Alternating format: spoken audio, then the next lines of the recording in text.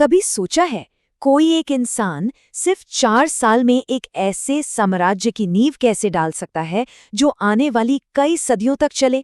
आज ज़हीरुद्दीन मोहम्मद बाबर की कहानी में हम इसी ब्लूप्रिंट को समझने की कोशिश करेंगे जिसने हिंदुस्तान के इतिहास की शक्ल ही बदल दी। तो ये है आज का सफरनामा। पहले जानेंगे कि बाबर कौन था, फिर उसकी सबसे बड़ी लड़ाइयों को देखेंगे और आखिर में समझेंगे कि वो अपने पीछे क्या विरासत छोड़ गया। तो सबसे पहले ये जानना जरूरी है कि बाबर आखिर था कौन और आया कहाँ से था। उसकी कहानी उसके खानदान से शुरू होती है। ये हैं ज़हीरुद्दीन मोहम्मद बाबर, वो शहजादा जिसके खून में इतिहास के दो सबसे बड़े और सबसे खूंखार विजेताओं तैमूर और चंगेज खान की विरासत दौड़ रही थी। सोचिए, पिता की तरफ से वो तैमूर का वंशज था और माँ की तरफ से चंगेज खां का। उसके पिता उमर शेख मिर्जा फरगना नाम की एक छोटी सी रियासत के शासक थे। और मजे की बात यह है कि बाबर का सपना कभी हिंदुस्तान आना था ही नहीं, वो तो मध्य एशिया जीतना चाहता था। पर देखिए किस्मत उसे कहाँ ले आई। चलिए अब सीधे चलते हैं उस दिन पर, उस लड़ाई पर जिसने हिंदुस्तान की तकदीर का फैसला कर दिया, पानीपत की पहली लड़ाई।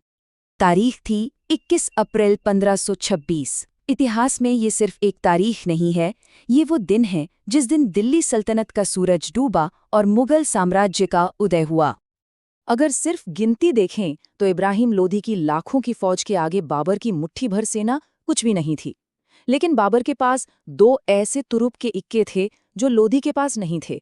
एक तो जबरदस्त अनुशासन और दूसरा उस दौर की सबसे एडवांस्ड टेक्नोलॉजी यानी तोपें।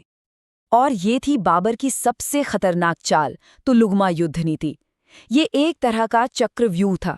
सेना के दो हिस्से अचानक घूमकर दुश्मन को पीछे से घेर लेते थे और सामने से तो हमला चल ही रहा होता था। इस घेरे में आकर दुश्मन की बड़ी से बड़ी सेना भी बिखर जाती थी। तो देखिए, जीत की वजह कोई एक नहीं थी, ये एक परफेक्ट कॉम्बिनेशन था। तुलुगमा की रणनीति, तोपों का सही इस्तेमाल जिसे रूमी विधि कहते थे, और उस्ताद अली और मुस्तफ़ा जैसे माहिर तोपची, इन सब ने मिलकर दिल्ली के आखिरी सुल्तान इब्राहिम लोदी को मैदान में धूल चटा दी। पानीपत तो जीत लिया, पर ये तो बस ट्रेलर था। पिक्चर अभी बाकी थी। अपने नए साम्राज्य को महफूज रखने के लिए बाबर को अभी 3 और बड़ी जंगें लड़नी थीं। और जरा बाबर की रफ्तार देखिए, 1527, 1528, 1529, मतलब हर साल एक बड़ी और निर्णायक लड़ाई। रुकने का तो सवाल ही नहीं था। अगला मुकाबला था मेवाड़ के महान योद्धा राणा सांगा से। कहते हैं बाबर की सेना का मनोबल टूट रहा था। तब बाबर ने इस जंग को जिहाद यानी धर्म युद्ध का नाम दे दिया। इस एक नारे ने सैनिकों में नया जोश भर दिया और इस जीत के बाद बाबर ने खुद को गाजी का खिताब दिया। ये सिलसिला यही नहीं रुका। 1528 में चंदेरी की लड़ाई जीतकर मालवा पर कब्जा किया और फिर 1529 में घाघरा की जंग। ये एक बहुत ही अनोखी लड़ाई थी क्योंकि ये जमीन और पानी दोनों पर एक साथ लड़ी गई। इस जीत ने पूरे उत्तर भारत पर मुगल सत्ता का झंडा गाड़ दिया। लेकिन बाबर की कहानी सिर्फ तलवार और तोपों की नहीं है। वो सिर्फ एक विजेता नहीं था, बल्कि एक निर्माता और एक लेखक भी था। ये चीजें बाबर का एक बिल्कुल अलग चेहरा दिखाती हैं। उसने भारत को चारबाग स्टाइल के बगीचों से मिलवाया, सड़कों को नापने के लिए गज-ए-बाबरी नाम का पैमाना बनाया, यहाँ तक कि वो एक शायर भी था जिसने मुबय्यन नाम की एक नई पोएट्री स्टाइल बनाई। और सबसे बड़ी बात, उसने अपनी आत्मकथा तुज़ूक-ए-बाबरी खुद अपनी भाषा में लिखी, जो आज एक बेशकीमती दस्तावेज है। बाबर का राज भले ही बहुत छोटा रहा हो, लेकिन उसने जिस वंश की बुनियाद रखी वो सदियों तक चलने वाली थी। हिंदुस्तान पर सिर्फ 4 साल हुकूमत करने के बाद 1530 में आगरा में बाबर की मौत हो गई।